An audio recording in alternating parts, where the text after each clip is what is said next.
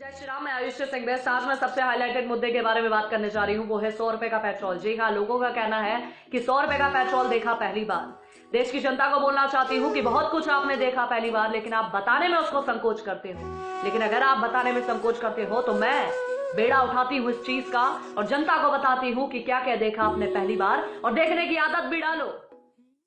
मैं देश की जनता को बोलना चाहती हूँ जिनका कहना है कि पहली बार देखा 100 रुपए का पेट्रोल, तो जनता को बताना चाहती हूँ कि पहली बार आपने देखा होगा चाइना को पीछे भागते हुए। पहली बार देखा 100 रुपए का पेट्रोल, पहली बार देखा होगा पाकिस्तान को घर में घुस के मारते हुए। पहली बार देखा आपने 100 रुपए का पेट्रोल, पहली बार देखा होगा दुनिया को भारत से वैक्सीन मांगते हुए। पहली बार देखा आपने 100 रुपए का पेट्रोल, पहली बार देखा होगा आपने किसानों के खाते में सीधा 6,000 रुपए जाते हुए। पहली बार देखा आपने 100 रुपए का पेट्रोल, पहली बार देखा होगा आपने गरीबों को फ्री राशन और पैसे और फ्री का सिलेंडर। पहली बार देखा आपने 100 रुपए का पेट्रोल। भाई साहब, पहली बार देखा होगा आपने भारत का डंका विदेश में बजते हुए। पहली बार देखा आपने 100 रुपए का पेट्रोल, पहली बार देखोगे आत्मनिर्भर भारत को और आदत डालो।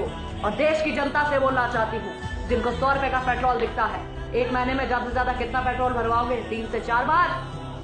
आपके अगर 10 से 20 रुपए भी, अगर महीने में 40 से 50 रुपए भी ज्यादा अगर नहीं खर्च करने का दम रखते हो, तो कैसे उम्मीद करते हो कि देश का जवान आपके लिए और देश के लिए सरहद में बैठकर गोली खाए और किसी का बेटा शहीद हो जाए? जब आपकी सोच इतनी है 50 रुपए को गार्ड मारने की, तो दूसरे के बच्चे की जिंदगी क्यों दांव पे लगवाते हो? 100 रुपए का पेट्रोल देखते हो। मैं देश की जनता से बोलना चाहती हूँ, अगर आप में तड़ नहीं है एक महीने में देश के लिए या देश की सुरक्षा के लिए 50 रुपए ज्यादा भरने के लिए, तो अपनी गाड़ियों में आग लगा दो। क्योंकि आपकी सोच पर यह है कभी भारत की स्थिति डामाडोल होगी, आप तो कहोगे भाई मुझे 100 रुपए का पेट्रोल नहीं चाहिए, मुझे तो 40-50 में चाहिए। अगर इतना बनता है तो ठीक है, वरना देश को बेच दो, लेकिन मेरा पेट्रोल कम में होना चाहिए। आपकी सोच ऐसी है तो भाई साहब अपनी सोच अपने पास रखो। 100 रुपए का पेट्रोल मंजूर है, लेकिन देश को बिकता देखना मंजूर नहीं है, और देश का स्वाभिमान उठता देखना मंजूर है और देखेंगे। और 100 रुपए का पेट्रोल पहली बार नहीं, इससे पहले भी देखा।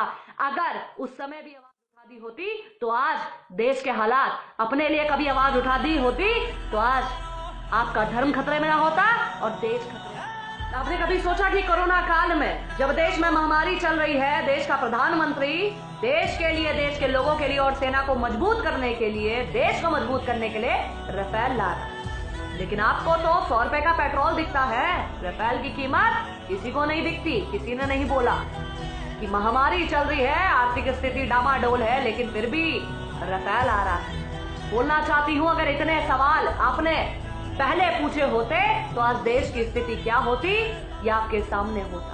लेकिन आपको तो 100 रुपए का पेट्रोल दिखता है। वो हैदराबाद को वैसे कहता है कि बाबरी कभी मरी नहीं, हम तो बाबरी लेके रहेंगे। बाबरी जिंदा है सबके दिलों में और सामने भी। लेकिन तुम 100 रुपए में अटके रहना, तुम पेट्रोल की बात करना। ये जो राम मंदिर भी कोरोना काल में मिला है, इसके ऊपर भी खतरा है, लेकिन तुम्हें क्या फर्क पड़ता? तुम्हें तो 100 रुपए का पेट्रोल के बारे में बात करोगे ना।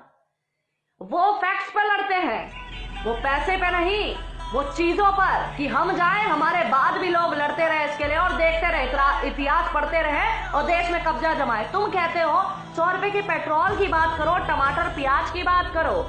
इतिहास रहे ना रहे, धर्म रहे ना रहे, देश रहे ना रहे, हमारे बाद कोई सीख पाए ना पाए, दूसरा कब्जा कर ले, हमें इससे मतलब नहीं। लेकिन देश में पहली बार 100 रुपए पेट्रोल को आसमान छूते पहली बार देखा। आत्मनिर्भर भारत भी पहली बार देखोगे और बहुत कुछ निश्चित रूप से पहली बार देखोगे। और जागो 100 करोड़ हिंदू, अरे जागो 100 करोड़ हिंदुओं, देश में हिंदू राष्ट्र भी पहली बार देखोगे। बोलिए जय श्री राम, जय हिंद, जय भारत।